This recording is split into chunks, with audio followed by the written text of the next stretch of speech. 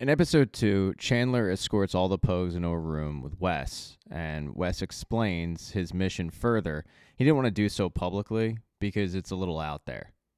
You see, his property has been haunted by Blackbeard's bride's ghost. It sounds crazy, but his ancestor was the one who caught Blackbeard and killed him. He also killed his wife, Elizabeth, and Elizabeth has haunted the family for 300 years. Since then, Jennerettes have taken their own life, including Wes's daughter and Chandler's wife. She had a visitation from Elizabeth about a week before she died, and Elizabeth wanted her to go get an amulet, a necklace. She didn't do it, and she died. And Wes thinks that if they were to find the amulet, they would break the curse. And the reason why he really wants to get this done is because he recently had a visitation from Elizabeth, so he knows that time is running up for him as well. Here's where the issue comes in. The amulet is in Blackbeard's ship, which was lost 300 years ago.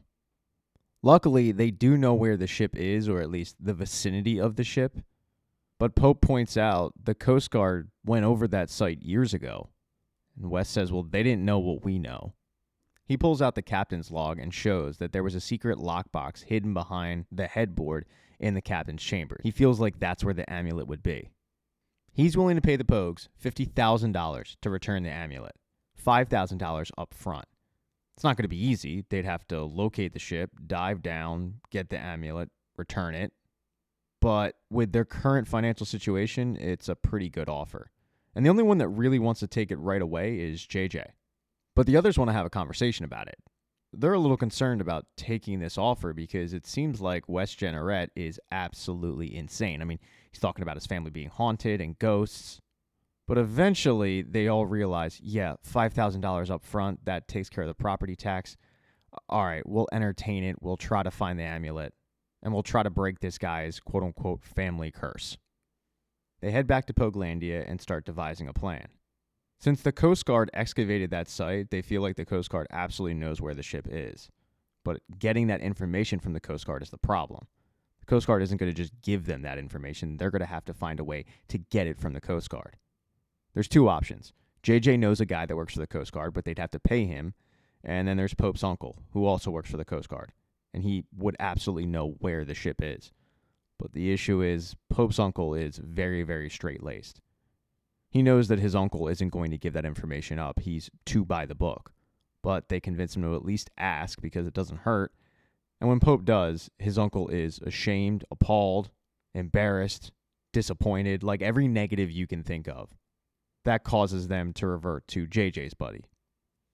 As JJ and John B head off to go meet up with JJ's friend, Cleo and Sarah are running the shop when they get an interesting visitor. It's the guy from the auction, the guy that was bidding them up. He's come with a piece of paper, and it seems like it's an offer for the property, and he explains that they're going to lose this property eventually, so they might as well sell now. And Sarah just kind of laughs it off, because Sarah knows that they're getting $5,000, they're going to be able to afford the property tax, she's not worried about it, and she tells the guy to kick rocks. But then she actually looks at the piece of paper after he's left, and that's when she gets concerned. Because the piece of paper states that they're rezoning the area. It's an old tactic that her dad used to use all the time to force people to sell properties. You rezone the area, it changes the taxes to a point where they can't afford it, and they're forced to sell. And if this rezoning goes through, $5,000 isn't going to even be close to enough. So they're definitely concerned.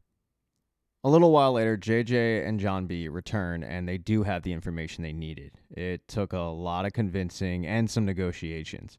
JJ had to give up his prized dirt bike. But in the end, they got the location of Blackbeard's ship. The window, though, to dive is going to be very small. They promised JJ's buddy that they'll only be there for about 45 minutes to an hour. And he tells them you have to do it at night because it's a restricted area. And the Coast Guard during the day is swarming all over that place. They'll easily be able to see you during the day, so you have to do it at night. So that night, they're going to head out, and JJ, along with Key, are going to dive down and hopefully find the amulet. But before they leave, Sarah decides to tell John B about her little visitor earlier. She didn't want to tell everybody else and stress them out, but it is cause for concern. He consoles her, but he doesn't really know what to do. So he decides to just get ready for the dive. Cleo and Sarah are going to hang back while Pope, John B., Key, and JJ head out. Sarah and Cleo are going to keep watch from the land. John B. and Pope are going to keep watch from the location. And that way, if anyone's sneaking up on them, they'll be able to radio down to the divers and let them know, hey, we've got company. When it comes time to dive, JJ and Key head down and they start looking for it. And they easily find the ship. It was exactly where they said it would be. But when they head inside, they find something super interesting. Modern diving equipment. They're not alone. And as they're trying to make sense of it, they're attacked. As those two are fighting for their lives in Blackbeard's ship, up top, the girls see that there is a boat headed their direction, and it is not the Coast Guard, so they radio to John B. and Pope to warn them. Luckily, it's really, really foggy out, so that boat never sees them, but it's a very stressful situation up top. And it would be even more stressful if they had any idea what was going on underneath them. JJ is able to stab this mystery man with a spear, and they're able to fight him off, but in doing so, they ran out of air, so they had to quickly get to the surface.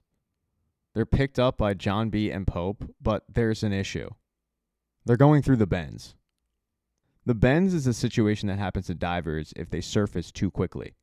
Air can get stuck in their body, lungs, heart, and it can kill them. So essentially what they have to do is surface very slowly, stopping at intervals.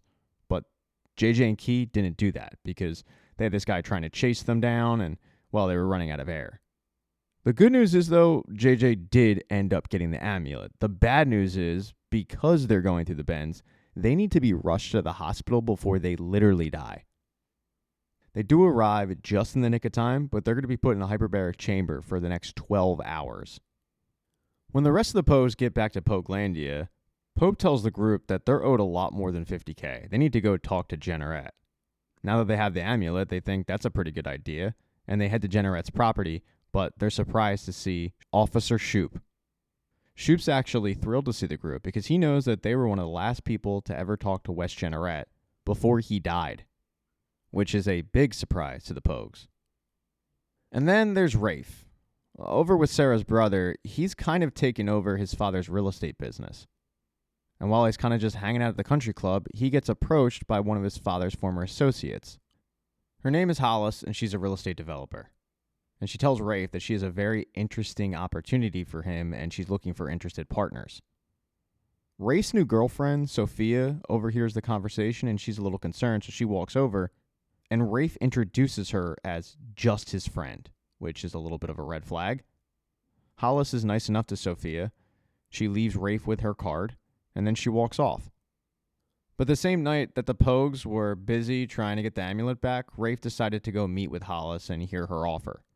The development project was around Goat Island, which is owned by the Jennerets, which is home to Blackstone. It's the largest piece of undeveloped waterfront property on the eastern seaboard. With a very flirtatious tone, Hollis tells Rafe that they're deciding to sell this property after all these years because Wes believes that it's haunted. She promises Rafe that if he were to invest, he would make a fortune. Thank you so much for checking out this recap. Please consider subscribing to the channel and subscribing to my Patreon. Hit thumbs up if you liked it. Smash that thumbs down button if you thought it sucked. If you left a comment, I don't get back to you. I usually don't check the comments unless they're like a super comment. Also, if you don't see the next video up on the end screen, not to worry, it'll be up in a day or two.